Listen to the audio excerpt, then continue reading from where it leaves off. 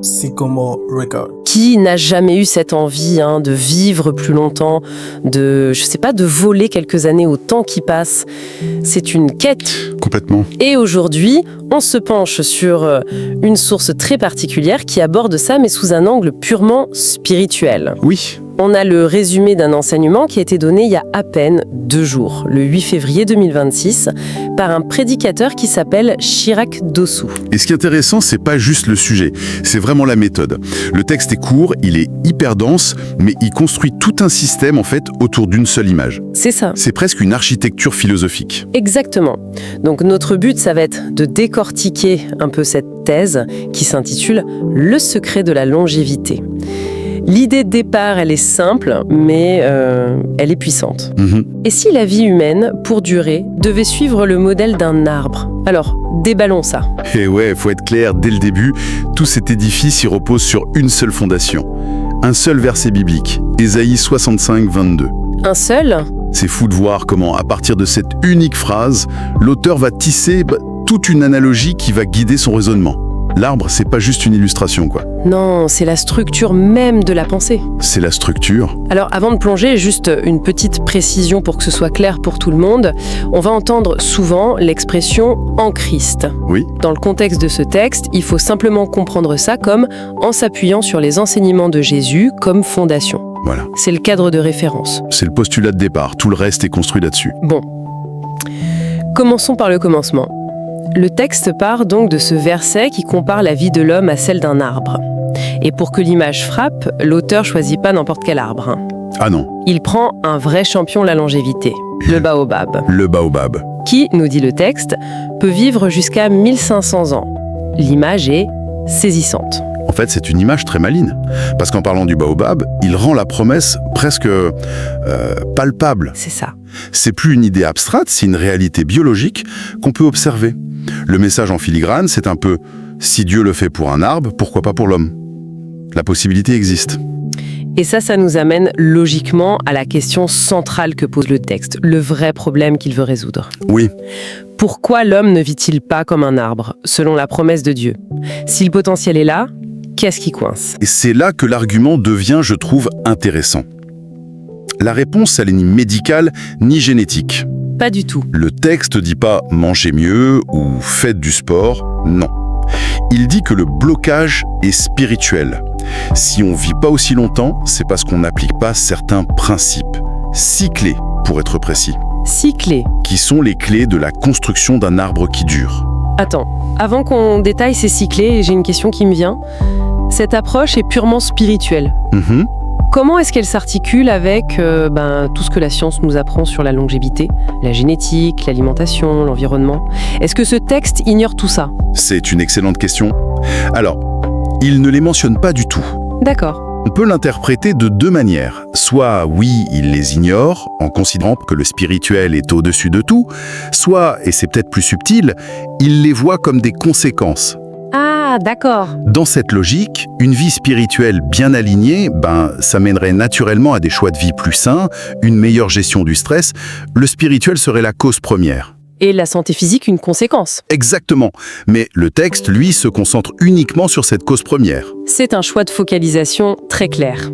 Alors, allons-y pour ce cheminement en 6 étapes. On va suivre la logique de l'arbre, du caché vers le visible. C'est ça. Première clé, la semence en Christ. Le point de départ absolu. La définition du texte, c'est « Jésus-Christ est notre fondement, c'est lui qui nous a engendrés ». Engendré. Oui.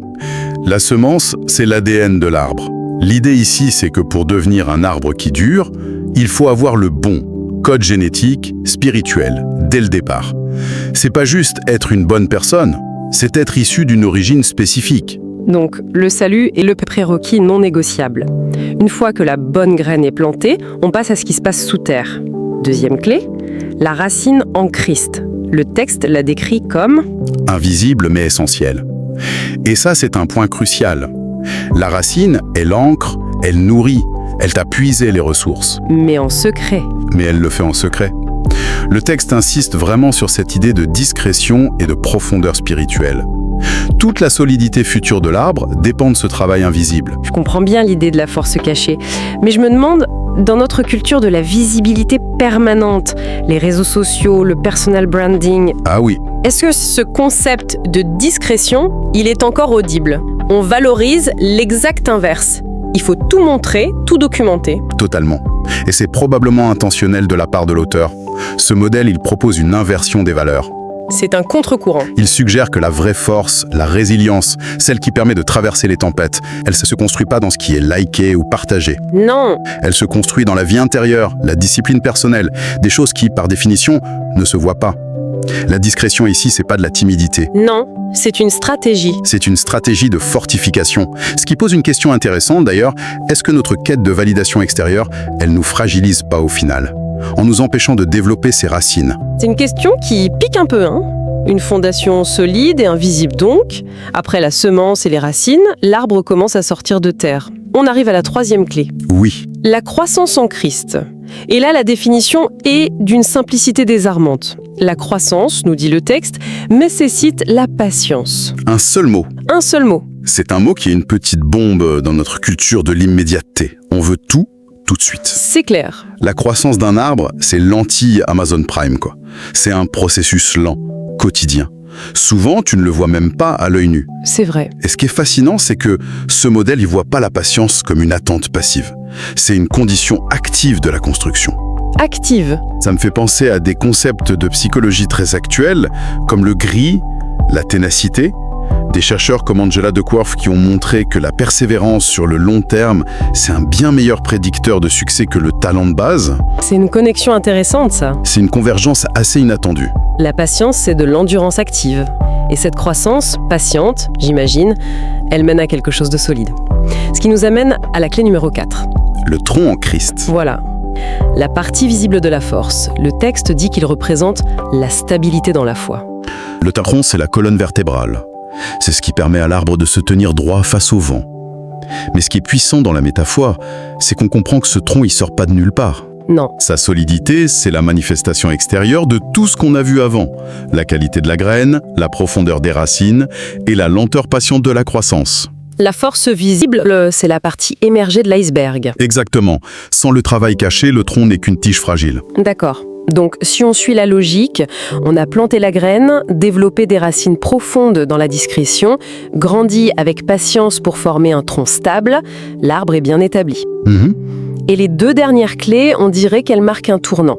Jusqu'ici, tout était tourné vers l'intérieur, vers la construction de soi, et là, le regard se porte vers l'extérieur. Exactement.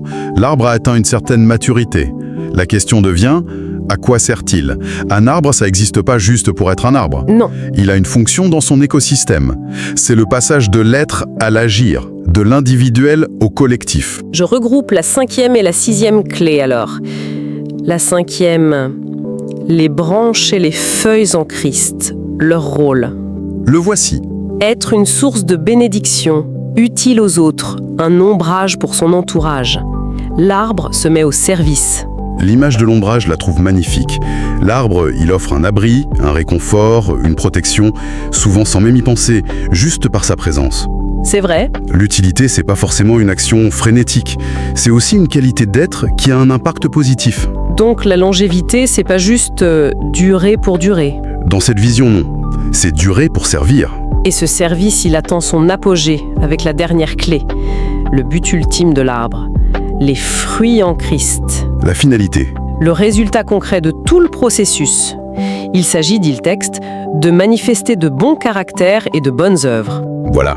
Les fruits, c'est nourri, ça contient les graines pour la suite, c'est la preuve tangible que tout le système fonctionne. Mais ce qui est remarquable, c'est que l'utilité, les bonnes œuvres, c'est pas présenté comme des options. Non, c'est pas un bonus. C'est des composantes intrinsèques de la longévité. C'est comme si le texte disait « Vous voulez vivre longtemps ? Alors soyez utile ». La durée de vie est directement liée à sa finalité. Donc, dans ce modèle, une longue vie qui n'aurait pas d'impact positif, une vie stérile, ce serait presque un échec, une anomalie? C'est exactement l'idée. Une vie longue et égoïste sera un non-sens. Comme un arbre immense qui donnerait ni ombre ni fruit. La longévité, ce serait la récompense d'une vie qui donne. C'est une perspective exigeante, mais aussi très belle. Très. On a donc suivi tout le parcours, de la graine cachée aux fruits offerts. Et pour conclure, le texte, il synthétise tout ça d'une manière incroyablement directe. Ah oui. Ça devient presque une formule mathématique. C'est un résumé mnémotechnique brillant.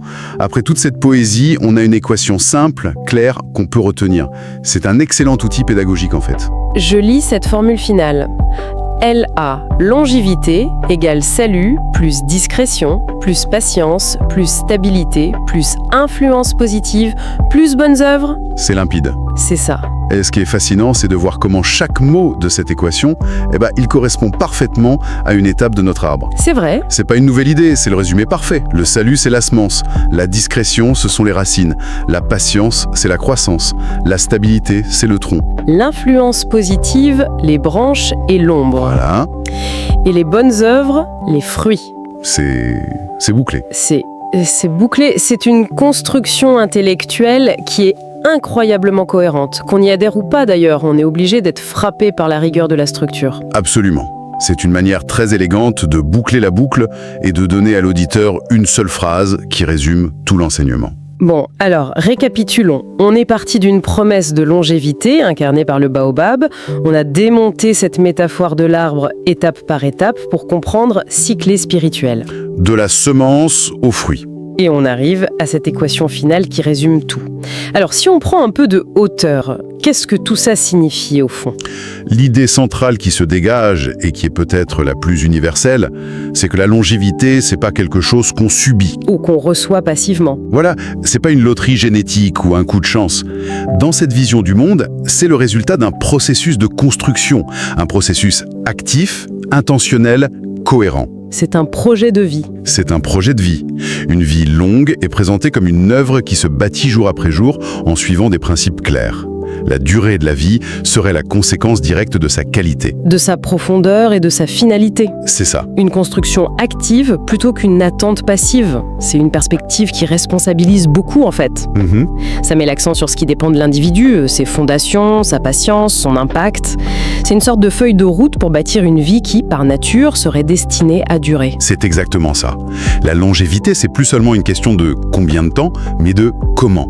La qualité de la vie qui déterminerait sa quantité. Mais aussi de repos, de lâcher prise, et même de perte des feuilles en automne et en hiver. Bien sûr. Est-ce que la longévité, finalement, c'est pas aussi la capacité à accepter et à bien vivre tous ces cycles, y compris ceux de la perte et du renouveau ?